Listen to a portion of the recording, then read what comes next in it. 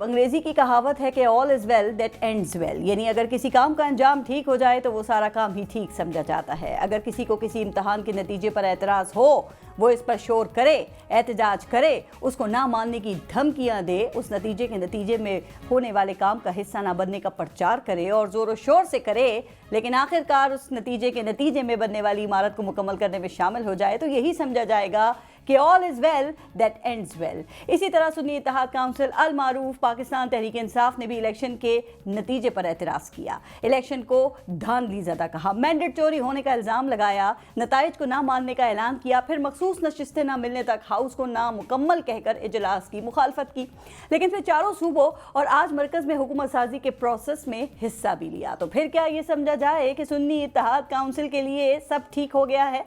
कल कौमी असम्बली का पहला इजलास था, तो अपने सिवा सबके मैंडेट को जाली समझने और कहने वाले सुन्नी इत्तेहाद काउंसिल अल मारूफ PTI के तमाम कामयाब अरकान इस इजलास का बाइकआउट करने के बजाय इजलास में शरीक हुए।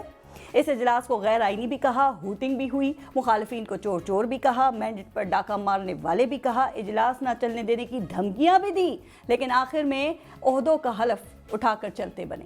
आज दूसरा इजलास था, तो सुन्नी इत्तेहाद काउंसिल के अरकान फिर ऐवान में आए, मखसूस नशस्तों का मामला फिर उठाया, स्पीकर का इलेक्शन ना करवाने के मुतालबात किए, मुखालिफिन को मैंडेट चोर कहा, बानी PTI को जेल से रिहा करवाने की जज्बाती तकारीर की। लगता था कि आज इस ऐवान की खैर नहीं है, इजलास होने ही नहीं दिया जाएगा। सब अरकान इस प्रोसेस को जाली नतीजे का नतीजा समझकर मानने से ही इनकार कर देंगे।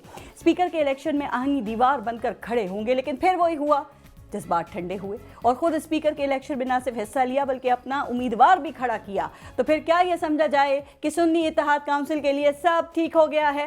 इलेक्शन नताइज के खिलाफ एहतजाज करने वाली सुन्नी इत्तेहाद काउंसिल का पहला इम्तहान पंजाब में था। पंजाब असेंबली के कायम मुकायम स्पीकर PTI से थे। वो चाहते तो सुन्नी इत्तेहाद काउंसिल की धांधली की दलील मानकर हुकूमत साजी के प्रोसेस को रोक सकते थे ना, लेकिन उन्होंने इजलास बुलाया, सुन्नी इत्तेहाद काउंसिल ने एहतजाज किया, वही चोर चोर के नारे लगाए। लगता था कि ये लोग अपने मैंडेट की वापसी तक हलफ ही नहीं उठाएंगे, लेकिन उन्होंने पंजाब असेंबली का हलफ भी उठा लिया, स्पीकर और डिप्टी स्पीकर के इंतखाब में हिस्सा भी लिया और सूबाई असेंबली के तमाम इजलासों में भी शिरकत की। फिर खैबर पख्तूनख्वा असेंबली में तो सब कुछ ही उनका अपना था।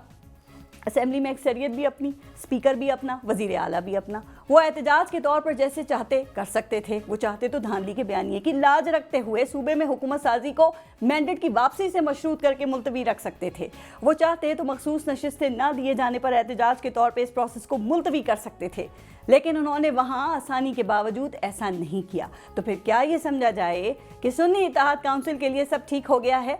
क्या सब ठीक हो गया है या ठीक होने का प्रोसेस कम से कम शुरू हो गया है? क्या अब हुकूमत चलेगी और इलेक्शन के नताइज और धांधली के इल्ज़ामात पीछे रह जाएंगे? चूँकि अंग्रेजी की कहावत है ना कि all is well that ends well.